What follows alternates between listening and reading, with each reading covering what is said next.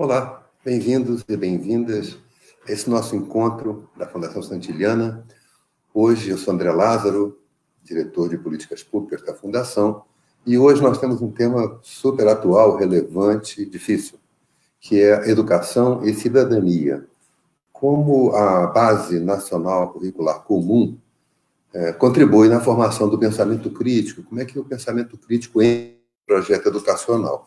Esse tema é muito relevante porque a Base Nacional Curricular Comum foi incluída na lei do Plano Nacional de Educação de 2014 e de lá em diante houve um processo bastante rico de debate, mas muito atravessado pela crise política, que eu creio que dificultou a compreensão da base, dificultou um pouco o seu debate. A base do ensino médio teve muitos percalços, mas, de todo modo, a base é um avanço do ponto de vista de como situar aquela tarefa cotidiana das escolas. A base não é currículo, né? A base dá uma orientação para o currículo é dos estados e municípios, que, por sua vez, orientam os planos político-pedagógicos das escolas, que, por sua vez, orientam a prática da sala de aula dos professores, né?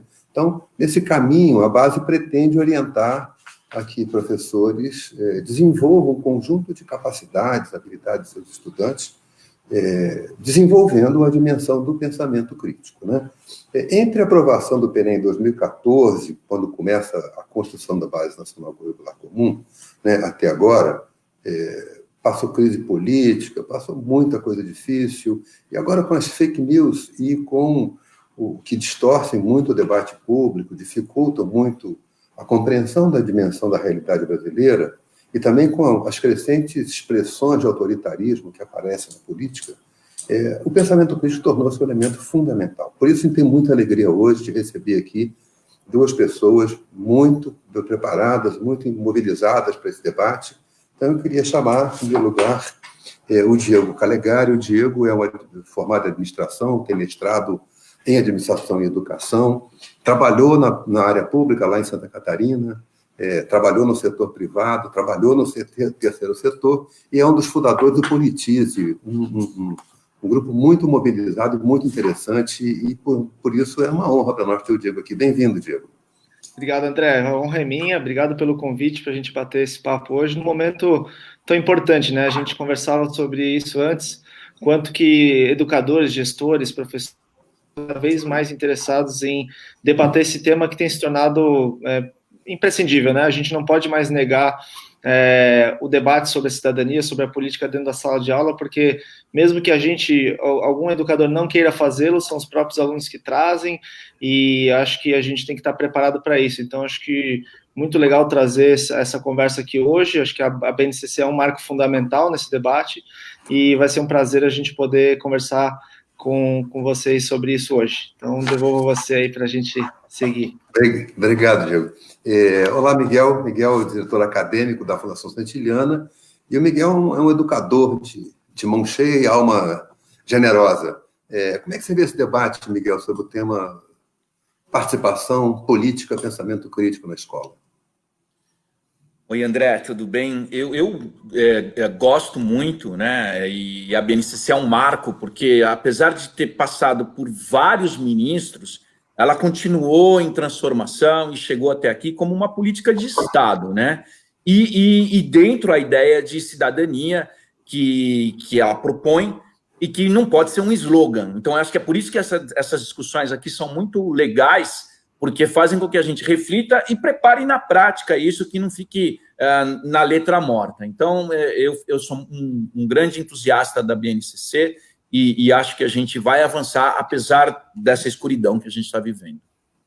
Valeu, Miguel. Bom, o nosso outro convidado é o professor Eduardo Deschamps. O professor Deschamps é muito querido por todos nós, é o professor da Universidade de Blumenau.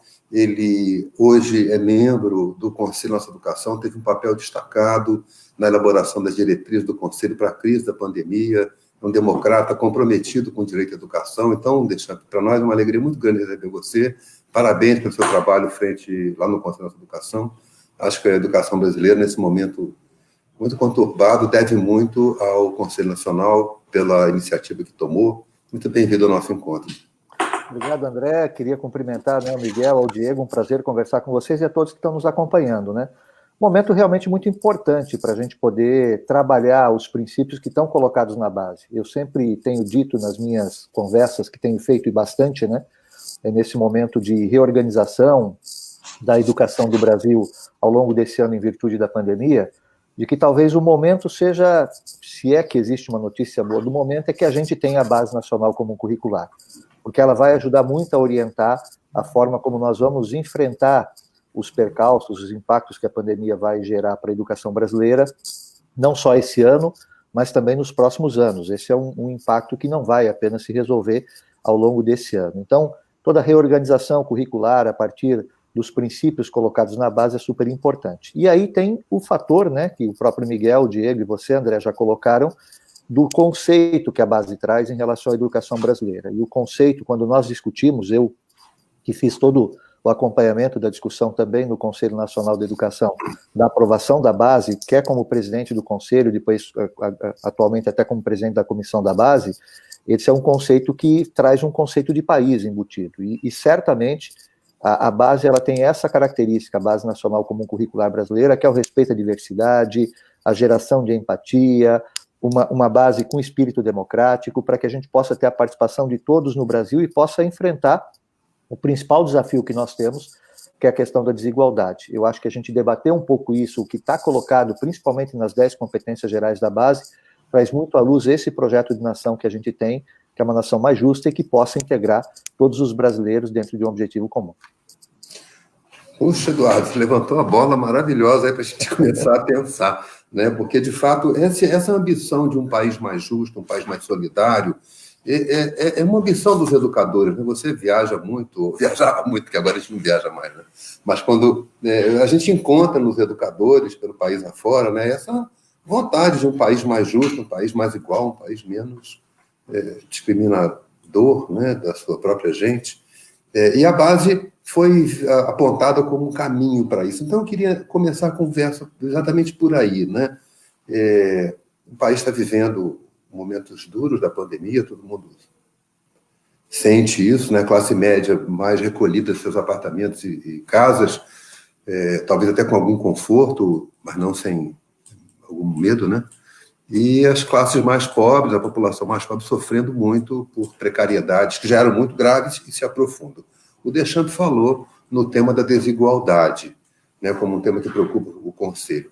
Então, eu queria pedir a Diego, Miguel e o Eduardo Deschamps que nos comentem um pouco como é que a base pode contribuir para formar estudantes críticos, estudantes criativos, estudantes...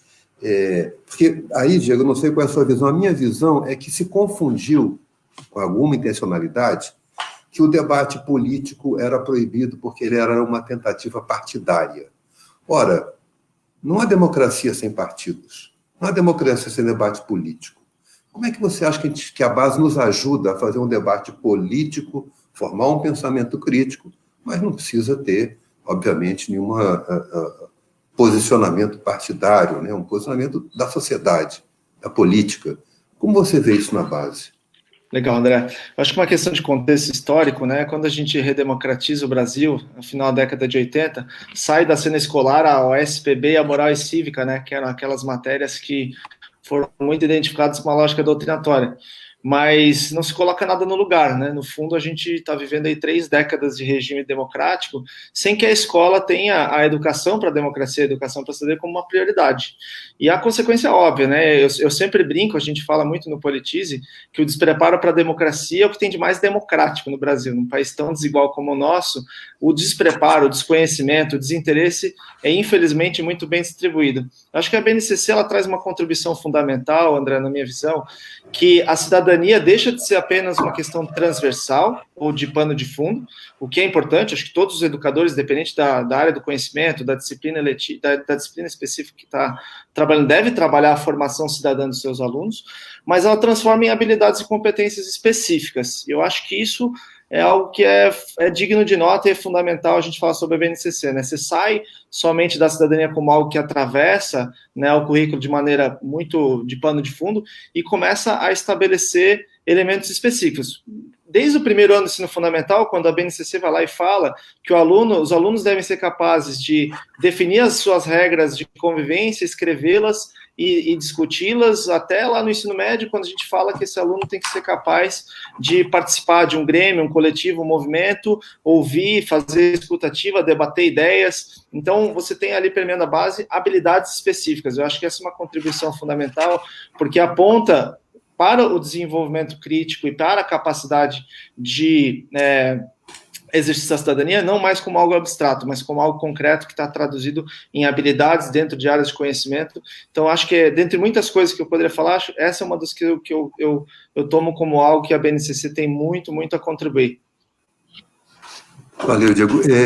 Deschamps, você participou ativamente desse esforço do Conselho Nacional da BNCC. Você acha que o tema da participação cidadã, do pensamento crítico, que lugar você acha que ele ocupa na estruturação da base? Acho que é quase um lugar central, né? Eu estava hoje pela manhã ainda revisitando, né, a questão principalmente das 10 competências gerais, e quando você olha elas, são 10, né? Você identifica em praticamente 7 a 8 competências gerais, tópicos que tenham relação com a questão do pensamento crítico e do exercício da cidadania, né? Já na primeira competência fala da construção de uma sociedade justa, democrática e inclusiva. Na segunda fala em resolução de problemas e criar soluções a partir de análise crítica e reflexão. Até a competência 9, que fala em empatia, né, exercitar empatia, diálogo, a resolução de conflitos e cooperação. E a 10, que retoma, né, a tomar decisões com base em princípios éticos, democráticos, inclusivos, sustentáveis e solidários. Ou seja, todo esse arcabouço já dentro das 10 competências gerais, que é o coração de desenho da base, traz repetidamente a lógica da importância da gente ter um conceito de cidadania mais efetivo. Em virtude das imensas desigualdades que o Brasil tem, a questão da cidadania é sempre uma questão muito complexa de lidar no Brasil, porque muitos da população ainda não têm efetivamente o conceito de que, sendo cidadãos da sociedade brasileira, eles têm direitos, obviamente também têm seus deveres, mas eles precisam participar do processo decisório. O mais lamentável do momento que a gente vive, André, é a demonização que foi feita em relação à política. A gente não pode discutir, a gente não pode confundir questões específicas que possam eventualmente terem sido realizadas em termos de desvio, né, de pessoas, de indivíduos, até de grupos, com a questão da essencialidade do debate político, do debate aberto e da tomada de decisões, tomada em relação à boa política. Eu vou reiterar aquilo que muita gente fala, não existe nem nova nem velha política, existe boa política e má política. E o Brasil tem construído esse processo ao longo do tempo. Desde a Constituição de 88, a gente tem avançado em vários aspectos em relação à questão da cidadania, e lógico que a gente vive um momento um pouco mais conturbado, e de certa maneira também amplificado esse momento conturbado pelas dificuldades que o mundo inteiro está enfrentando com a questão da pandemia. Mas retornando à sua questão, a questão da cidadania, a questão do pensamento crítico, da participação efetiva das pessoas nas tomadas de decisões da sociedade, ela é o ponto central que permeia toda a base, como disse o Diego, depois se transforma em desenvolvimento de habilidades, objetos de conhecimento que vão levar ao trabalho dessas competências, dessas habilidades para dentro da sala de aula. Eu queria chamar o Miguel. Miguel, ajuda uma coisa. Assim, nós temos muitas pessoas que nos acompanham que não são estritamente de dentro da área de educação e nem sempre fica claro qual é o salto que a base traz, né? Quando a gente estudava, eu já sou do grupo de risco, quando eu estudava, a gente estudava assuntos, né? Estudava. Aliás, não estudou África, não estudou América do Sul, eu estudava Europa, Estados Unidos, na história e tal. Mas estudava para decorar, aprender, memorizar coisas, né? A base rompe com essa lógica. O que a base traz de novo e por que o pensamento crítico, nesse novo estrutura da base, é tão estruturante, desculpa a repetição, como falou o Deschamps?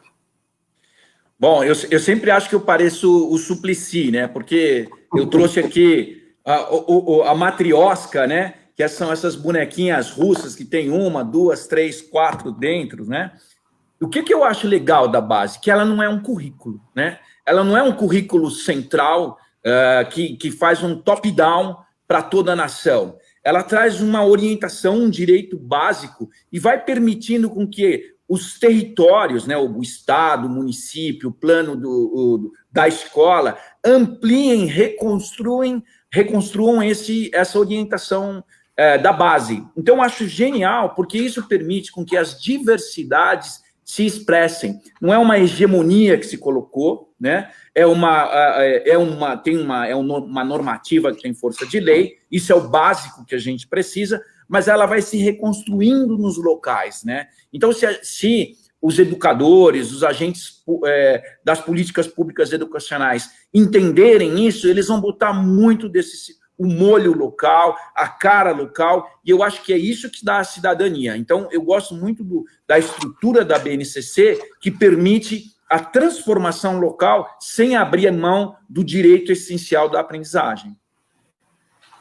Diego, você trabalhou desenvolvendo no Politize, né, um debate muito rico para levar a questão da participação política, do pensamento crítico e da formação cidadã para o trajeto escolar. Hoje é muito preocupante porque os educadores estão enfrentando, em alguns lugares do Brasil, e muitos, não são poucos, né, uma forma de perseguição a partir de um movimento chamado Escola Sem Partido, que tentou vetar o debate introduzindo uma oposição completamente absurda entre educar e instruir, né? Como se a escola tivesse apenas instruir, não sei exatamente o que significa isso, apenas dar conteúdo, e não educar, que, como diz nossa Constituição, a educação deve trabalhar para o desenvolvimento da pessoa, a sua formação para a cidadania e para o mundo do trabalho.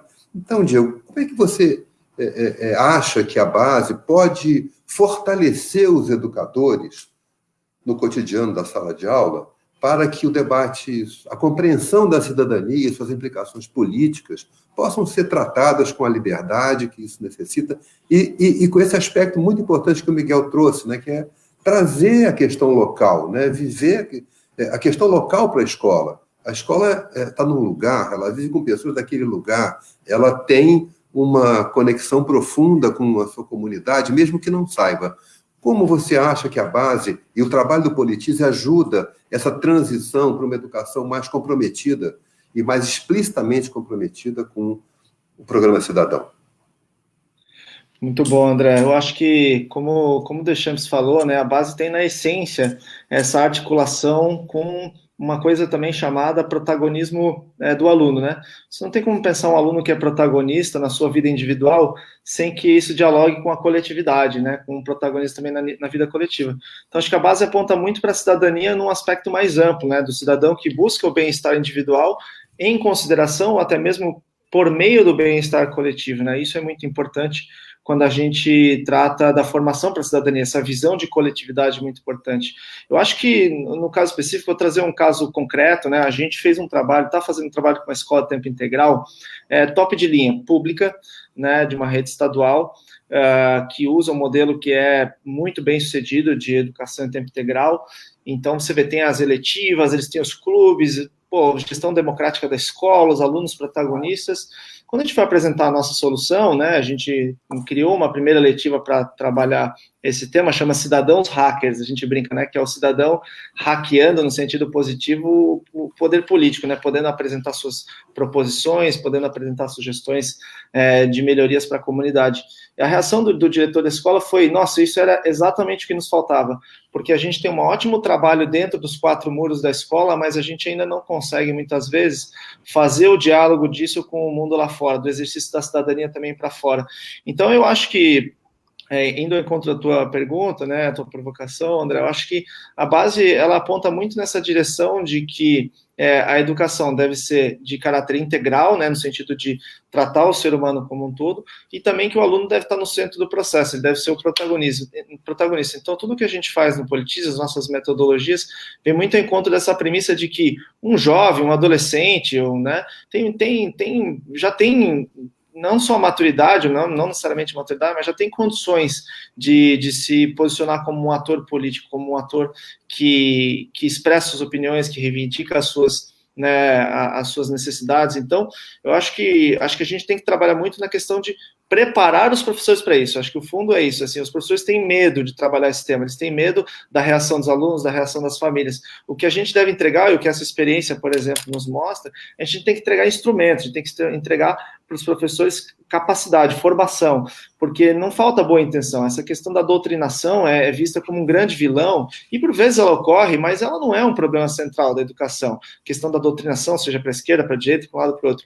O problema central é a falta, muitas vezes, de preparo, de segurança no professor que não foi formado para isso, em fazer isso com qualidade dentro da sala de aula. Então, há que se ter um trabalho de formação, de instrumentalização, de levar aos professores condições, né, para que eles façam esse trabalho com base nos princípios que o próprio Deschamps falou, né, da pluralidade, da empatia, do diálogo, que ele consiga mediar as várias visões de mundo de uma maneira respeitosa e construtiva, que os alunos saiam desse processo entendendo que eles não necessariamente precisam concordar em tudo, que eles não necessariamente precisam pensar igual em tudo, mas que eles devem ser capazes de respeitar uns aos outros e dialogar nas suas visões de mundo. Então, acho que o ponto central é, a BNCC coloca isso como parte da formação dos alunos. Agora, vem uma questão importante, que é a implementação e a preparação dos docentes das escolas para levar isso para dentro da sala de aula de uma maneira construtiva, de uma maneira que seja saudável. Então, eu queria chamar o Deschamps, porque o Deschamps foi secretário de Educação de Santa Catarina, conhece muito o sistema educacional brasileiro, tanto pelo Conselho de Educação, quanto pelas conversas que mantém. Deschamps, você sente como é que você acha que as escolas vão acolher essa proposição? Eu sei que é difícil generalizar, porque o Brasil são 180 mil escolas, né? Então, eu também não quero generalizar, porque eu já fui professor da rede pública, tenho muito respeito pelos colegas que labutam nessa área, mas, ao mesmo tempo, eu sinto que a tradição brasileira de não conseguir lidar com conflito, né? A nossa tradição cultural é uma tradição muito avessa ao conflito. Ela tenta contornar o conflito sem resolver o problema, né? Estou pensando aqui, a gente viveu uma ditadura, teve crime, nada foi apurado, e estamos seguindo em frente, e aqui parece que as coisas não se resolvem porque elas se perpetuam, né? Então, eu sinto que na escola também tem essa preocupação de evitar conflito. E a gente sabe que conflito não se evita, se enfrenta com diálogo, etc. Você acha que a gente encontra um ambiente, é possível chegar no chão da escola, essa atitude tão legal de vamos fomentar o pensamento crítico, vamos fomentar a participação e a responsabilidade com isso? Como você vê isso a partir da sua experiência? André, eu acho que você levanta algumas questões chaves, né? A primeira delas é a cultura que você tem no ambiente escolar brasileiro, que é, de certa maneira, um reflexo da própria sociedade. Eu acho que você fez um posicionamento muito adequado de que, na verdade, o brasileiro não é muito... Ele é avesso ao conflito, né? Ele tenta sempre resolver a partir do consenso e, quando não consegue resolver a partir desse consenso, tende a tentar varrer para debaixo do tapete o problema, até que o problema se avoluma e ele explode, né? Então, são vários fatores que vão apresentando isso. A minha experiência como gestor de rede é que a gente precisa fazer, não adianta a gente imaginar que essas coisas vão aparecer na escola por geração espontânea e que, a partir da definição de um documento como a base, ele vai ser automaticamente aplicado, né, pelos professores, que são as pessoas que vão efetivamente fazer com que isso possa acontecer dentro da sala de aula, que é o espaço, o local de realização daquilo que está previsto dentro da base, traduzido, obviamente, no currículo da escola ou da rede de escola, né?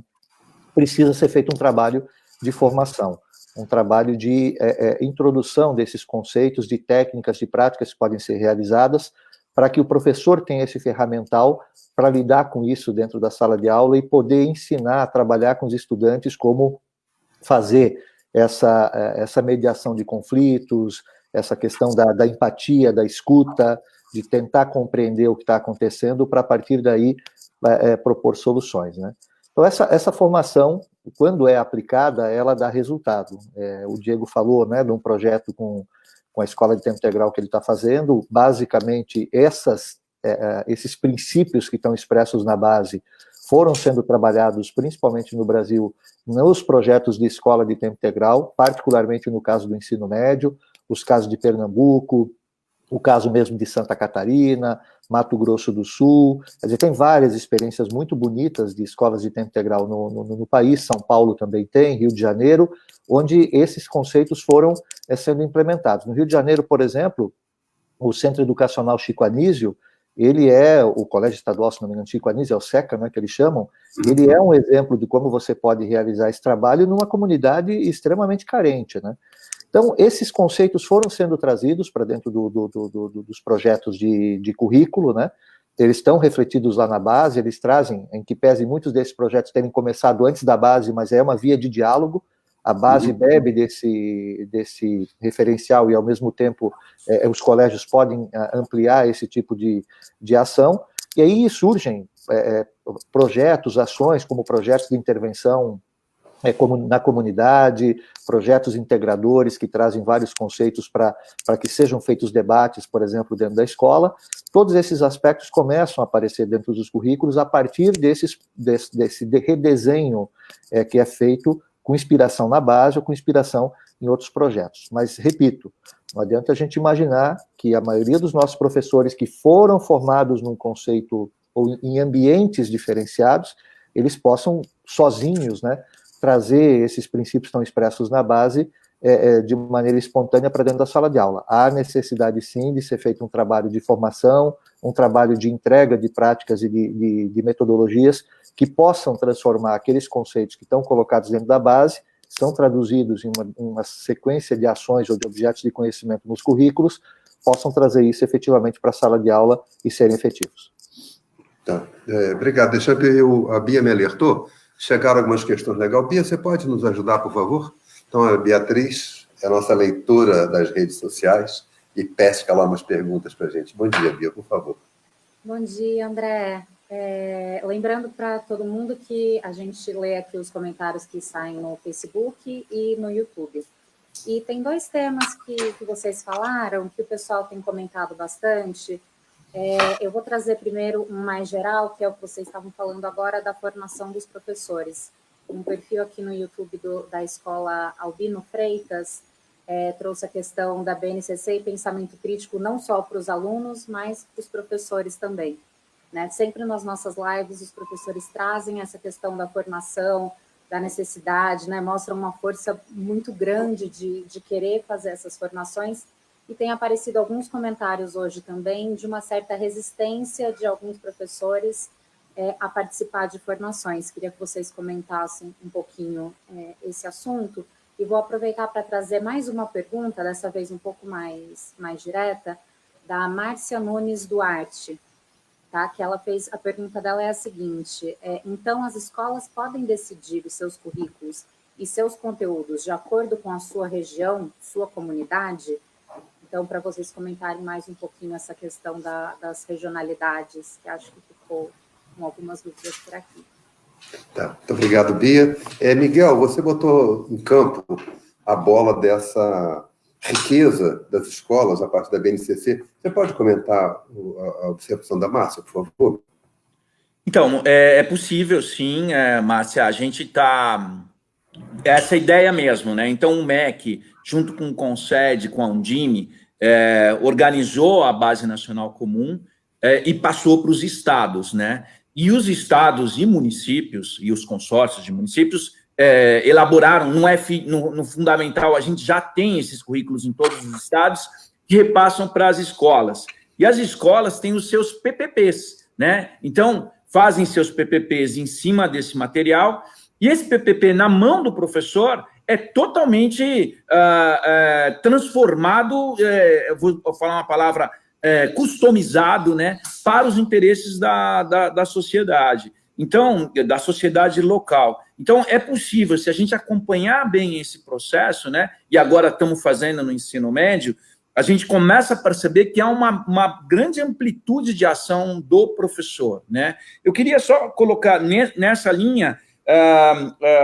a Érica, ela faz um lamento, porque não tem aqui na mesa um professor negro, uma professora negra, e a gente aqui da Fundação já está correndo atrás de colocar mais diversidade nessa discussão, né? Porque, no fundo, a gente também está correndo e muitas vezes não dá tempo de fazer a curadoria como você está pedindo. Foi muito legal porque você falou um lamento, a gente também lamenta, e vai ser mais legal ainda as próximas, né, André? Com certeza. Obrigado, Miguel. Érica, obrigado por sua observação, você tem razão, e no momento que o o Brasil, o mundo, os Estados Unidos luta contra o racismo, né? O Brasil, aqui eu moro no Rio de Janeiro, a gente tem assistido coisas terríveis aqui de ver brutalidade policial contra a população pobre das favelas. Não há dúvida de que há ações racistas contra essa população, então eu quero me solidarizar com o seu comentário e, de fato, nós estamos procurando ampliar a diversidade de opiniões, de pontos de vista, políticos e também do ponto de vista da nossa diversidade sociocultural, étnica, e em breve acho que teremos umas boas respostas a dar para a questão que você nos traz. E agradeço muito o seu comentário, porque isso é fundamental, né? A percepção disso e o nosso reconhecimento de que precisamos avançar nessa direção. Deixando, você usou uma frase que eu gostei muito e que eu vou trazer para você, vou devolver para você, porque ela traz uma questão, a meu ver, interessante. Você fala que muitas iniciativas, e você citou o caso Politize, né, se deram antes da BNCC. Eu, conversando com colegas educadores, muitos me perguntam, mas olha só, criatividade, pensamento crítico, compromisso cidadão, esses foram valores que os educadores brasileiros sempre se pautaram por eles, né? A gente que é do ramo, né, não cansa de lembrar do Manifesto dos Pioneiros, lá atrás, nos anos 30, né, a grande militância de Anísio Teixeira, que falava que a grande máquina da democracia é a escola pública, né? Então, essa preocupação esteve presente. Você vai ler o Darcy Ribeiro, você vai ler o Paulo Freire, você vai ler, mesmo os católicos são pedagogos preocupados com esse compromisso cidadão. O que é a base nova ao trazer esse para a linha de frente? Eu acho que é legal que as pessoas entendam que esses assuntos eles foram puxados para a base por sua relevância e não para a sua domesticação. Como é isso, Deschamps? Ajuda a gente então, vamos lá. A base na história da educação brasileira. Como é que a base conversa com essa ansiedade da educação brasileira? Primeiro que a base não veio de cima para baixo, né? Ela foi construída aqui no Brasil. Então, ela é muito reflexo do que foi colhido de sugestões ao longo de todo o processo de discussão dela. A gente não pode esquecer, em que pese haver algumas críticas, eventualmente, de como que o processo pôde ser realizado, mas ele foi um processo extremamente democrático e amplo, né? Lembrar que a gente teve milhões de contribuições na primeira versão, depois nós tivemos um outro grupo de contribuições importantes na segunda, e depois houveram vários debates realizados, inclusive, pelo Conselho Nacional de Educação. Ou seja, a base nasce das discussões que foram feitas com a sociedade brasileira, e ela reflete aquilo que a sociedade brasileira entende que é importante ser trabalhado. Por isso que não tem muitas novidades na base em relação àquilo que já vinham como conceitos importantes e estruturantes para a atuação da educação brasileira. O que a base fez foi sistematizar isso. Na verdade, você tinha esses conceitos, eles eram eventualmente trabalhados nas escolas de formação de professores, eventualmente, e é bom lembrar, o Brasil não tem tradição de currículos, né?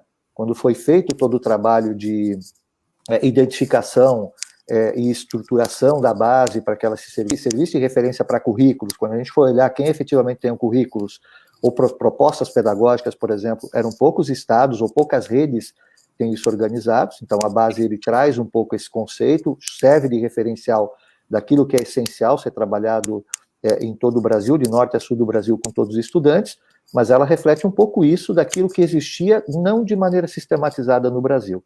Então, a base traz isso, ela inova quando ela começa a trabalhar com um conceito um pouco mais moderno em relação à questão de competências, de habilidades, mas talvez a principal contribuição da base mesmo em relação a esses conceitos que já permeavam a sociedade brasileira e principalmente os professores, né, na sua atuação na sala de aula, é sistematizar isso.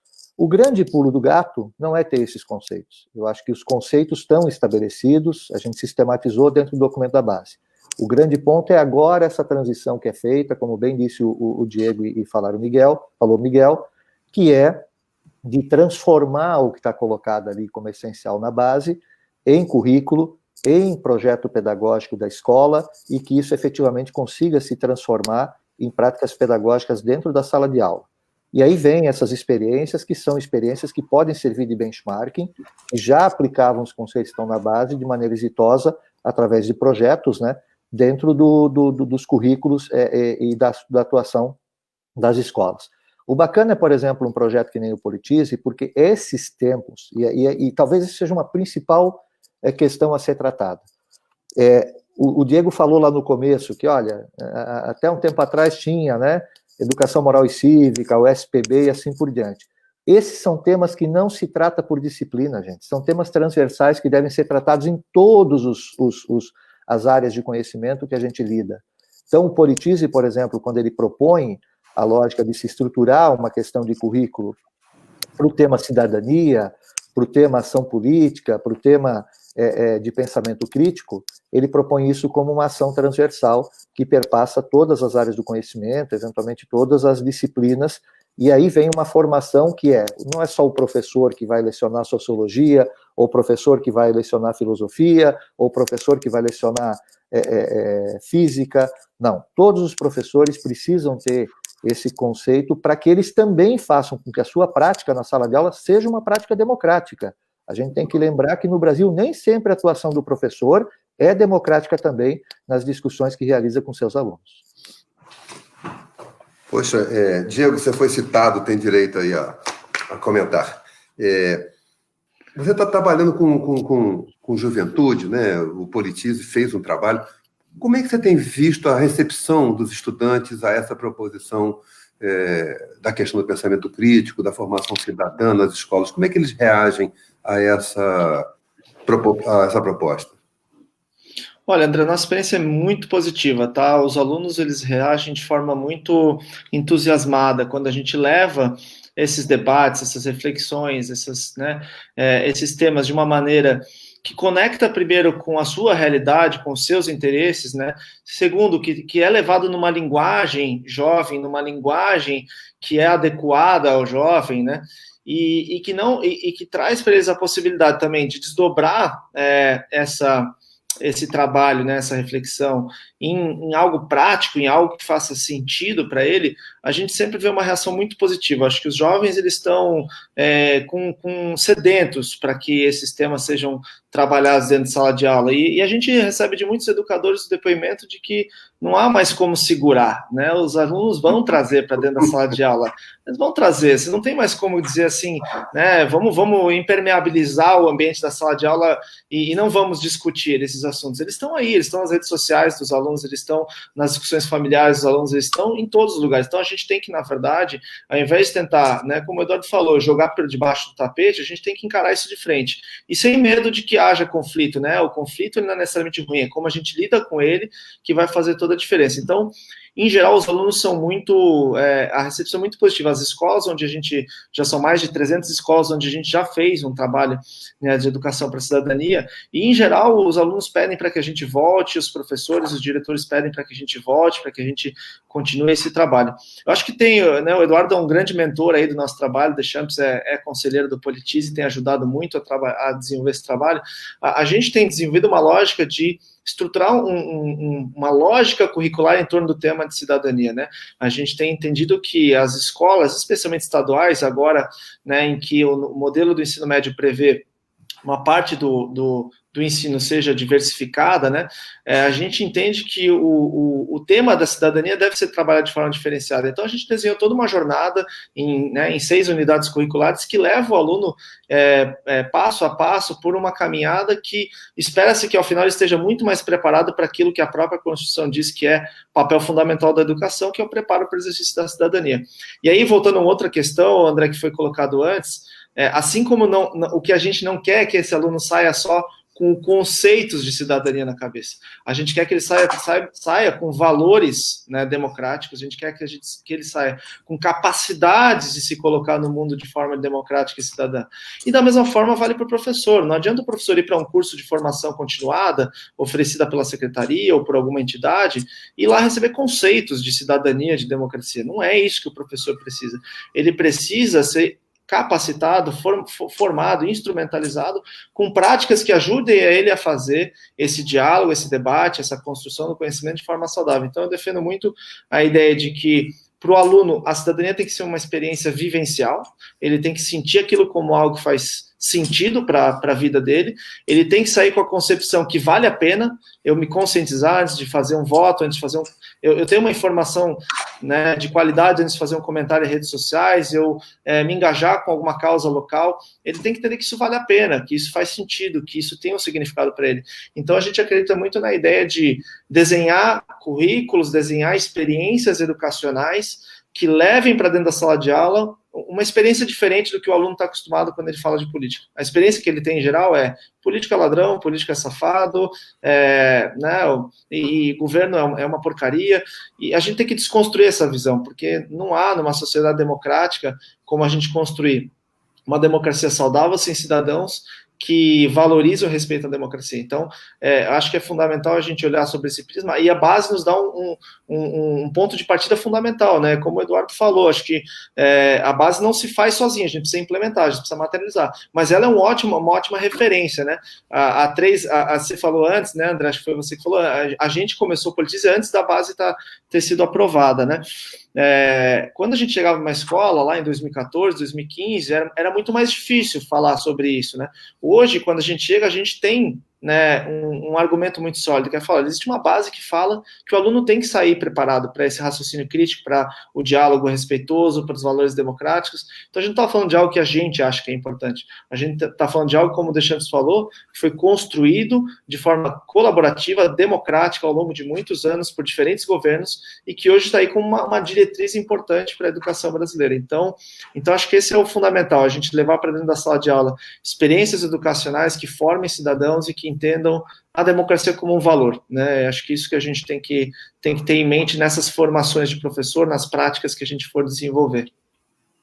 Eu estou quase fazendo aquele selinho BNCC antifascista, porque realmente o debate democrático que a BNCC promove a partir desse ponto de vista é o melhor antídoto contra soluções ou tentativas autoritárias de solução. Eu recebi uma mensagem da Bia, que tem uma pergunta muito legal para a gente. Bia, você pode apresentar a gente a questão, por favor? Da Júlia. Antes de trazer a questão, eu vou só falar dois temas que eu estou acompanhando bastante aqui nos comentários. Muita gente perguntando sobre o impacto disso tudo que vocês estão conversando na educação infantil. Então, eu vou aproveitar para deixar a dica da nossa live sobre educação infantil. Tá? Quem puder procurar tanto no YouTube quanto no Facebook, está salva lá. Então, acho que responde alguns dos questionamentos que estão aparecendo. E outro tema que está aparecendo bastante também é sobre inclusão, né? Que a gente ainda não abordou em profundidade esse tema da inclusão nas escolas, mas está na nossa agenda. Em breve teremos novidades para falar sobre isso. E agora a pergunta da Júlia Pimenta. A Júlia faz uma leitura bastante interessante desse momento e propõe uma pergunta. Eu vou ler aqui. Ela diz o seguinte: esse momento de isolamento, na maioria das escolas e das redes, inviabilizou ou dificultou uma necessária discussão que já não estava sendo estimulada. O papel do MEC e outros órgãos gestores para incentivar e subsidiar essas discussões não está existindo. E aí vem a pergunta dela: como fazer discussões isoladas e atingir uma unidade de ação? Poxa, obrigado. Sobre os temas, educação infantil a gente tem tratado, vai voltar a tratá-la. Acho muito importante essa preocupação. Estamos também preocupados em contribuir para o debate sobre alfabetização em tempos de pandemia, que é um tema relevante. Sobre a inclusão, a Fundação Santiliana está finalizando um livro com o Instituto Rodrigo Mendes, aqui nosso abraço ao Rodrigo Mendes, admiração pelo trabalho que ele faz sobre educação inclusiva. E a diversidade brasileira estará aqui conosco também, com diferentes pontos de vista, muito em breve. Aliás, já está. Ela vai ser mais rica ainda. Então, Miguel, essa questão que a Júlia trouxe, como articular ações em tempos de pandemia? Só para lembrar que eu sou aqui do Rio de Janeiro, como eu já disse, né? Eu tenho notado que, a despeito da pandemia e tal, a juventude está muito articulada, né? Aqui no domingo houve uma manifestação muito importante aqui no Rio de Janeiro, em frente ao Palácio Laranjeiras, da juventude negra, das favelas, mas não apenas, contra a violência nas favelas do Rio de Janeiro, a violência policial. Aquele jovem João Pedro foi morto em casa, com um tiro nas costas, 71 tiros na casa, na residência da pessoa. Então, a juventude não está parada. Ela está lutando da medida que pode, com as formas que pode. Mas nós precisamos mais do que o esforço de indivíduos, é preciso que o Estado se organize para apoiar o debate e a formação cidadã. Como você vê essas... Você tem muito contato com a rede de jovens, como você tem visto esse momento para eles? Eu acho que a BNCC trouxe uma coisa muito legal, que foi a cooperação entre os entes federativos, né? O MEC saiu, abandonou a discussão, mas há uma discussão muito legal entre Secretaria Estadual e municípios. Então, eu acho muito importante que você acesse a Secretaria de Educação do local que você está, estadual principalmente, que ali tem material sendo produzido. Então, se a gente não tem uma articulação federal, que é muito triste, embora há departamentos ali pró-BNCC que financia, o Deschamps pode até falar melhor, não tem uma articulação política efetiva, né, do governo federal, mas há a articulação dos estaduais, que estão fazendo um trabalho maravilhoso. Então, olha o que está acontecendo na tua secretaria estadual, né, tenta acessar, porque tem material e tem discussão, e sempre vai ter alguém mais engajado ali, descobrir. Use as suas redes, a gente tem hoje essas redes, o Facebook, eu tenho feito muito isso, eu jogo uma questão minha no Facebook, né, no Instagram, e em 2 minutos já começa a aparecer gente querendo discutir. Então, pode ser uma coisa muito espontânea, mas é uma alternativa também de ação comunitária, usar as redes a nosso favor, né? Sobre a ideia do pensamento crítico, na educação infantil, eu sugiro um autor que se chama Matthew Lipman. O Matthew Lipman, ele tem um trabalho maravilhoso de filosofia para criança, e o pessoal do Politize, eu acho que tem material também. Então, hoje em dia, há muito material disperso na rede, há teóricos que discutem muito isso, e o Matthew Lipman tem esse material de filosofia para a criança, que ajuda muito a formar o pensamento crítico de maneira metódica, né? É isso. Valeu, Miguel. Bom, nós estamos aqui mais 15 minutos e terminamos. Eu queria fazer um comentário, é interessante isso que o Miguel trouxe, né? Nós estamos com muita disponibilidade de material, é muito legal. A Editora Moderna disponibiliza também seu acervo, maratona.edu, tem muito material para a família, para as escolas, muitas.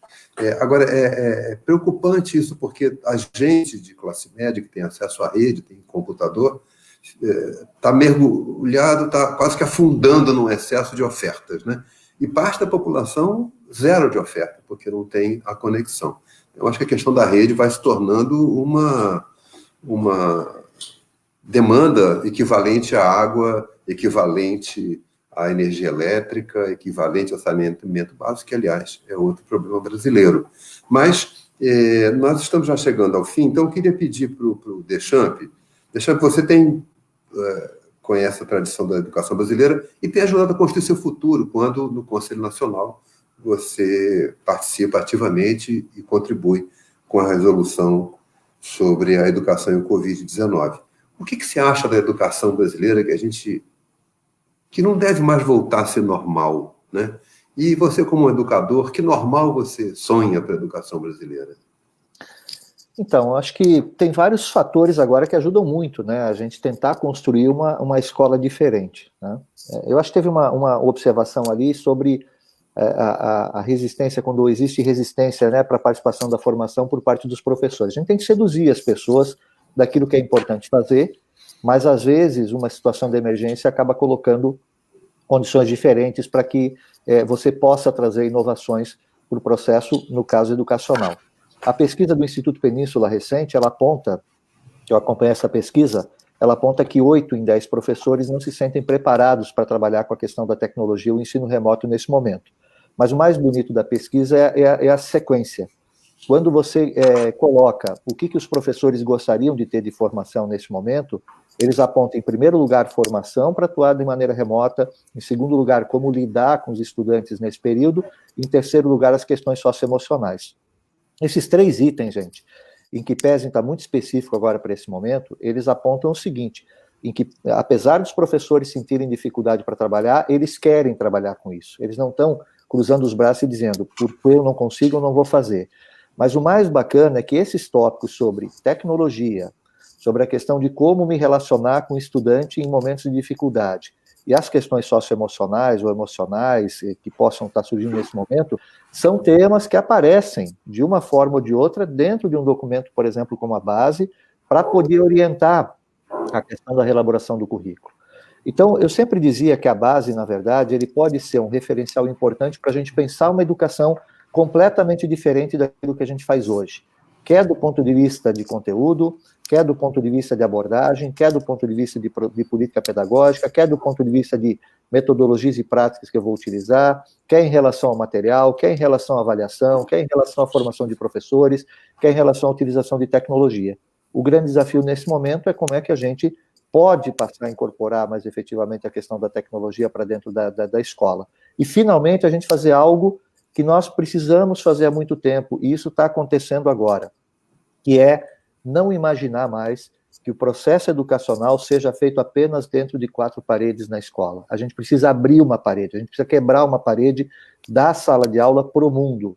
E aí a utilização da tecnologia, pensar que os espaços de aprendizagem não são apenas da sala de aula, mas que a sala de aula é um elemento muito importante de orientação para que essa aprendizagem aconteça em qualquer espaço que o estudante esteja, talvez seja a grande mudança que a gente pode fazer a partir de agora. No momento em que a gente descobriu que nem sempre, ou naquele momento em que a gente viu que como o estudante não pode ir até a escola e a sala de aula, a escola tem que chegar ao estudante, a gente começou a imaginar que o espaço de aprendizagem é diferente. Se a gente conseguir absorver essas mudanças, certamente a gente vai ter um novo normal para a educação brasileira, que vai ser muito mais rico, contextualizando melhor onde o estudante está inserido e aquilo que ele está aprendendo na escola.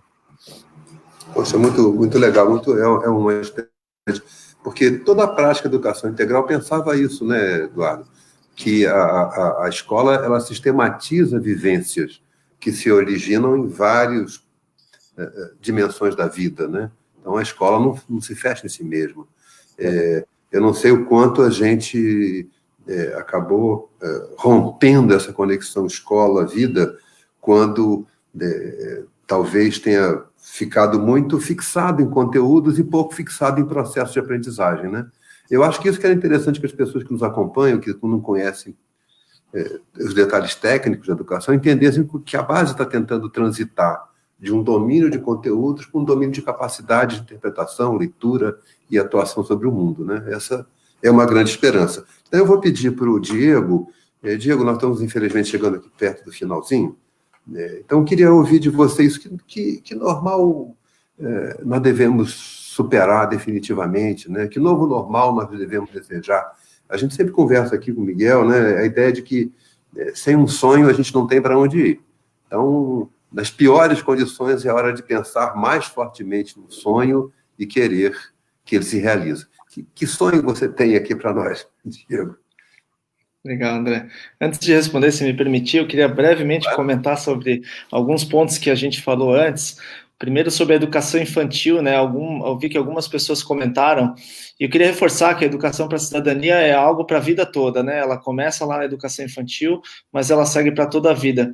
Eu acho que o que muda muito quando a gente fala de educação para a cidadania lá na educação infantil e lá no ensino médio, é que lá na educação infantil o nosso foco deveria ser trabalhar com esses alunos competências socioemocionais fundamentais para a cidadania, né? A empatia, o diálogo, o respeito pelo outro.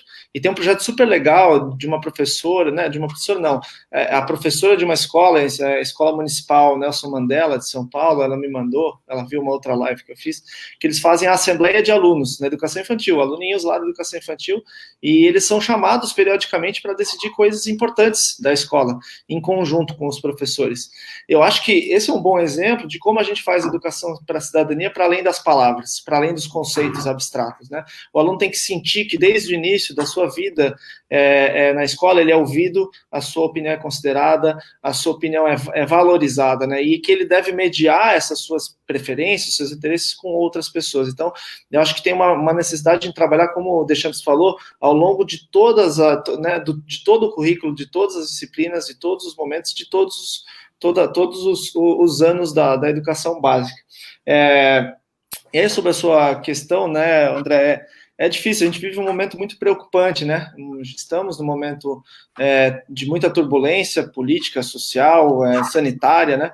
Com coisas, muitas coisas acontecendo aí que nos assustam, mas eu sempre sou um otimista. Eu acho que o meu sonho e o sonho que a gente traz no Politize é de que esse novo normal seja de uma escola capaz de formar um aluno, e aí vou conectar muito com a fala do Deschamps, para além das quatro paredes da sala de aula, um aluno que entenda que ele está sendo formado para atuar na sua vida adulta, não só em prol dos seus benefícios pessoais ou do seu bem-estar pessoal, da sua família, mas em prol de uma coletividade. Eu acho que isso começa na escola, justamente transcendendo, né, a sala de aula e propondo aos alunos projetos, situações vivenciais que deem para ele condições de já, desde a da educação básica, viver o protagonismo. O protagonismo não pode ser uma coisa só da boca para fora, que a gente fala para você é protagonista. Os nossos jovens têm um sentimento brutal de impotência, né? A gente fala com jovens do ensino médio que já desistiram de ser alguma coisa na vida, vamos dizer assim, né? De ser alguém na vida.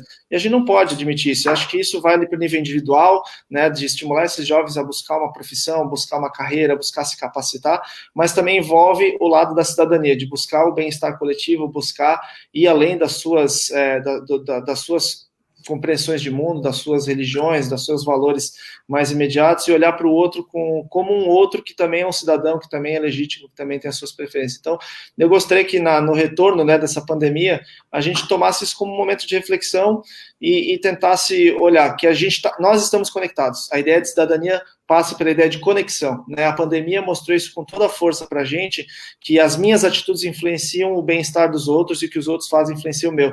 Então, acho que se tem uma lição que a gente pode tirar desse momento extremamente crítico que a gente está vivendo enquanto Brasil e humanidade, é de que estamos todos conectados. E ser cidadão, fundamentalmente, eu vou repetir, buscar o meu bem-estar individual em consonância com o bem-estar coletivo. E para isso é fundamental a ideia de entender que o que eu faço influencia o outro, que o outro faz me influencia, por isso que a gente precisa conversar, dialogar e construir junto um futuro melhor. Eu acho que o Brasil é um país com potencial incrível e que a gente ainda tem muito a fazer.